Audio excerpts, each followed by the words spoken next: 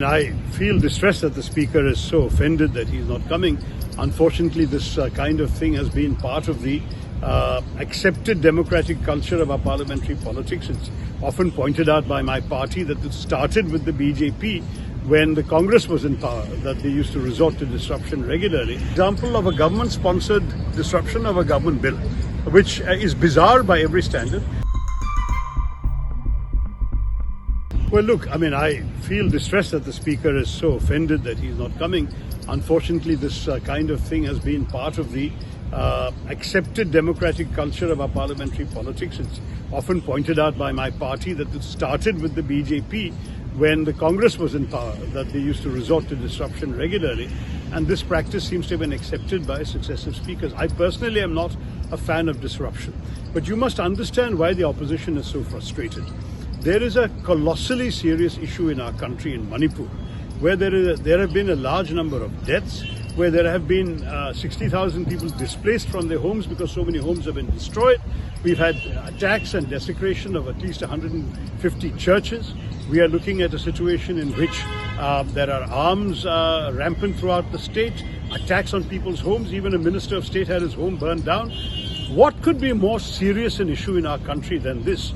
And with such a serious issue, how can the Prime Minister remain silent? So the opposition's thing is, let the Prime Minister come and tell us what's going on, what's happening. It's a normal request, and there have been many precedents, including one where Mr. Vajpayee came and spoke to the House on the Gujarat riots of 2002. It's a reasonable thing to happen that somebody should come and say, when something as major as this is capturing headlines around the world, that the Prime Minister should not be remaining silent. So that's the first problem. This motion has been moved precisely to get the Prime Minister to speak. And the government has done two very strange things that are also unprecedented. One, it has pushed the debate on the no confidence motion to the very end of the session.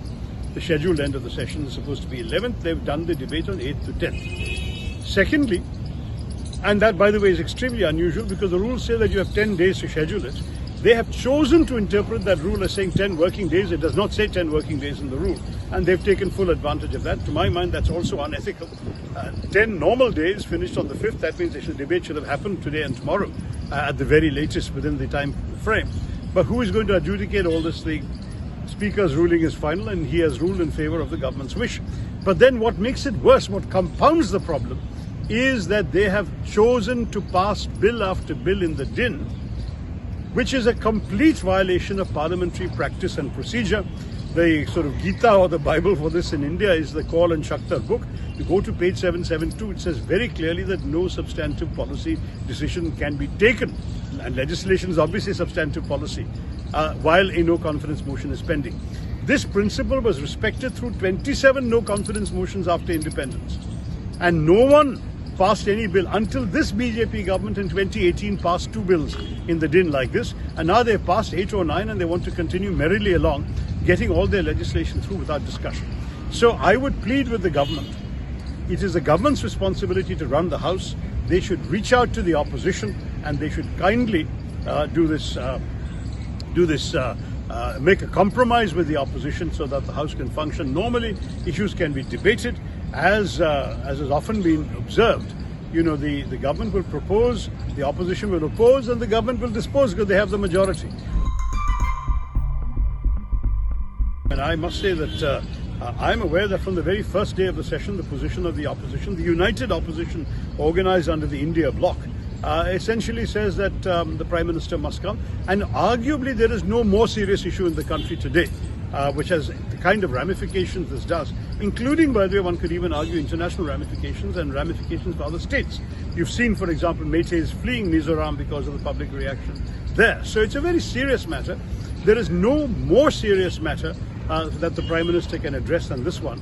And we are frankly a bit shocked that the Prime Minister has not chosen to do so. Example of a government-sponsored disruption of a government bill, which is bizarre by every standard. For whatever reason, it appears to have been inconvenient for the Home Minister and his MOSs to come to the House at that time. None of them were there. It was essentially very clearly decided that they were not, whatever reason, were not prepared to discuss the bill when it was scheduled at 2 o'clock. We all came at 2 o'clock ready to participate. The government was fully aware that we were willing to participate, and they had people standing up in the BJP ranks to disrupt. And the acting chairman just sat there and literally without any discussion within 2 minutes had adjourned the House. It clearly shows the government's intent was not to discuss the bill yesterday. What would happen this afternoon, we will go and see. For my pains, they took it away from the IT committee and gave it to a select committee, and then they removed me as chairman of the IT committee. So the government clearly was not particularly interested in allowing me to have any views on this matter.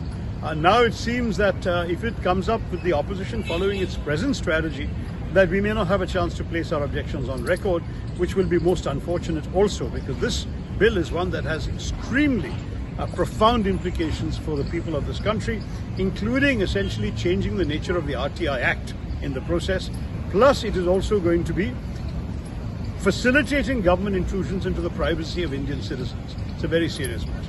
So, but do you agree, do you think that the government is trying to push the bill to, get it passed in this, chaotic scenes, rather than pushing it to another standing committee?